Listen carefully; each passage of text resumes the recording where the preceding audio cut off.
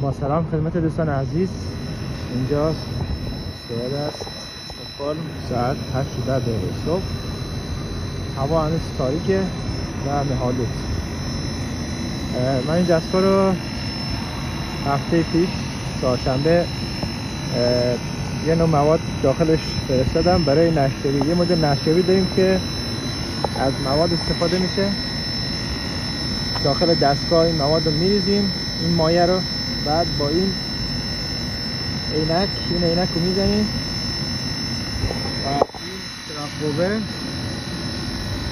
وقتی بهش بزنیم میتونیم ببینیم که نشتی از کجاست. یعنی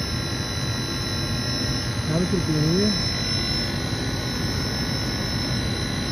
البته با موبایل خوب دیگه نمیشه، ولی خب تا این حدی میبینیم که این رنگای سبز رو میبینیم. اگه نشتی داشته باشه تقریبا این همچین رنگی از بیرون میزنه بیرون که امکان نشتی رو اینا میگه که کجا امکان داره نشتی باشه. من تا الان چیزی خاصی پیدا نکردم و باید بخشای دیگه رو بگردم ببینم پیدا میشه یا نه.